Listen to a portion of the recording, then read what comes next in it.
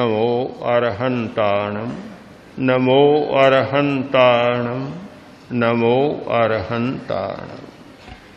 5-7-8 minute का प्रयत्न। तो योग की एक परिभाषा मिलती है, योग कर्मसु कौशलम।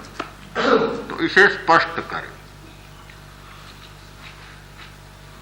योग शब्द के कई अर्थ होते,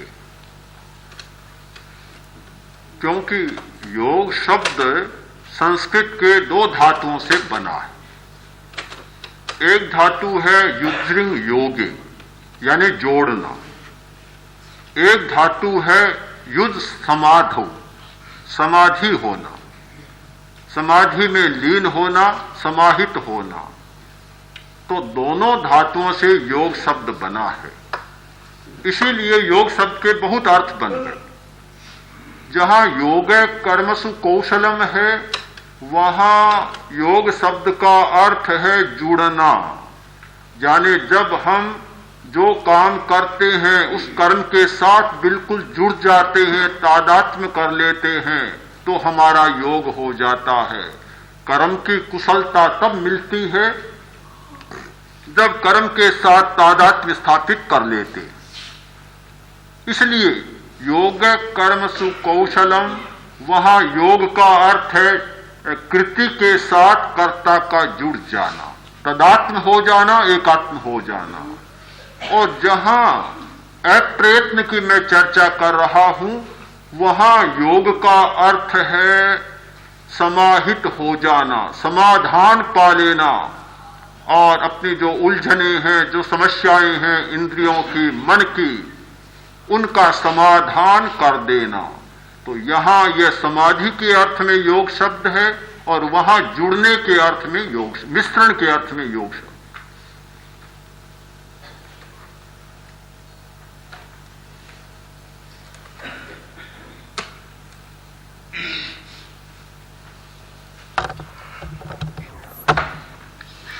प्रश्न है कि लोगस सूत्र के अंतिम पदों में बोधि लाभ का और समाधि का 2 वरदान मांगे गए या 2 मंगल भावनाएं अपने लिए की गई। तो क्या बोधि लाभ और समाधि में कोई अंतर है? बोधि शब्द बहुत व्यापक है। यद्यपि समाधि बोधि के अंतर्गत आ जाती है।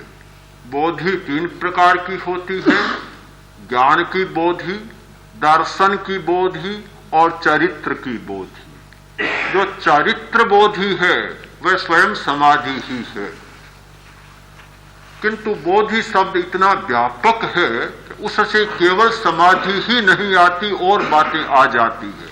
इसलिए बोधि की मंगल कामना भी करें कि मुझे बोधि प्राप्त हो, और साथ साथ समाधि की भी कामना करें, जिससे दोनों भावनाएं, अपनी मंगल भावनाएं स्पष्ट हो जाएं। इसलिए बहुत बार ऐसा होता है, एक व्यापक चीज को हम ठीक समझने के लिए, स्पष्ट करने के लिए 10 शब्दों के द्वारा समझ लेते। तो ये उसका एक विस्तार है, स्पष्टीकरण।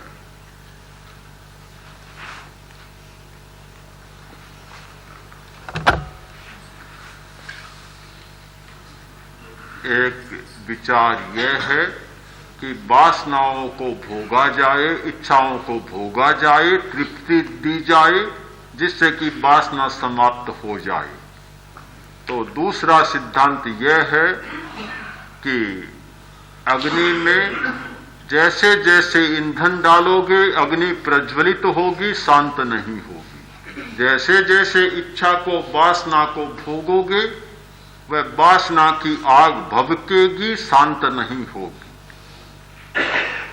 ये दोनों सिद्धांत हैं, और मैं देखता हूं कि सच्चाई का अंश दोनों में भी नहीं है, ऐसा मैं नहीं कहता, दोनों में भी है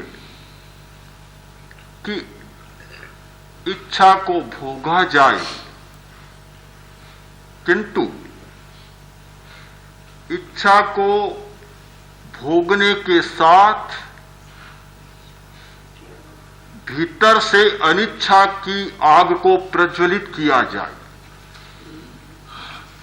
तो इच्छा का भोग मात्र उतना ही होगा जितना कि जीवन की यात्रा के लिए जरूरी होगा।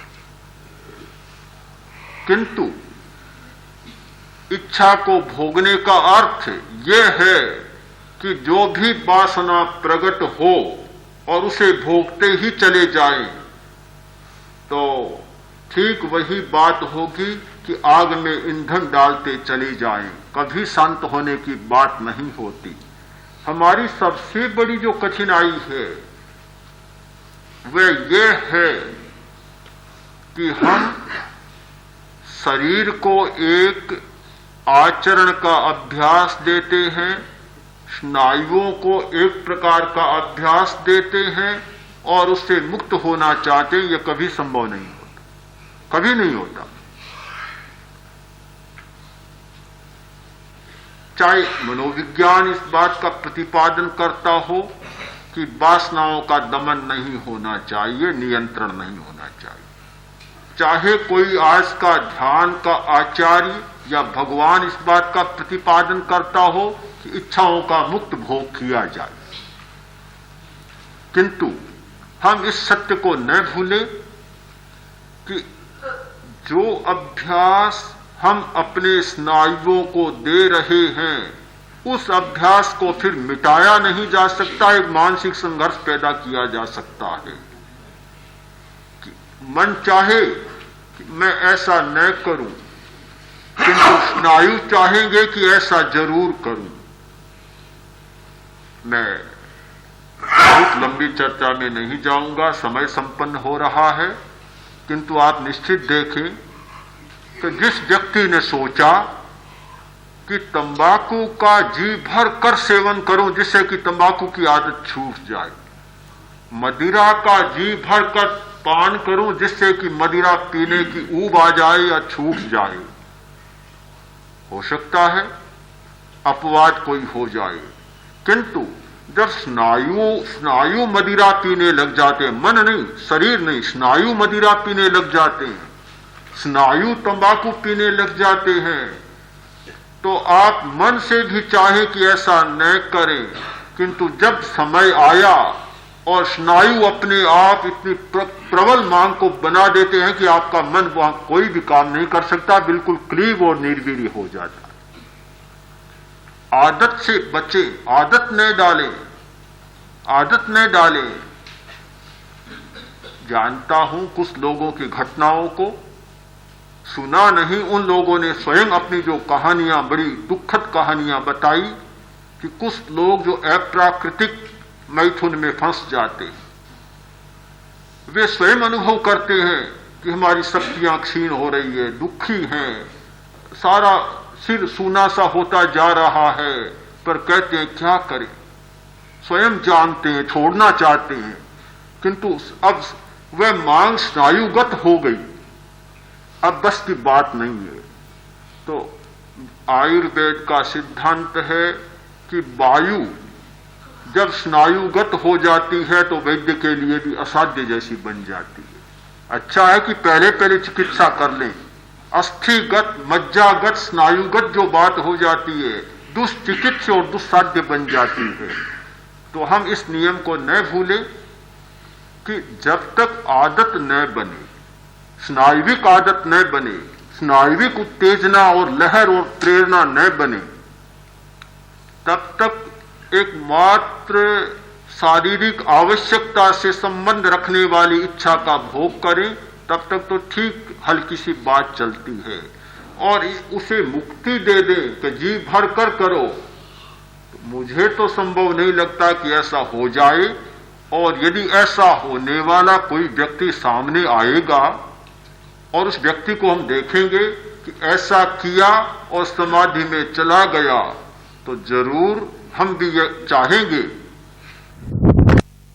कुछ व्यक्ति हमारे सामने उदाहरण आए हैं तो हम भी ऐसा करके देखें। अभी तक तो ऐसा कुछ सामने कोई व्यक्ति आया नहीं, आने पर फिर इस समस्या पर विचार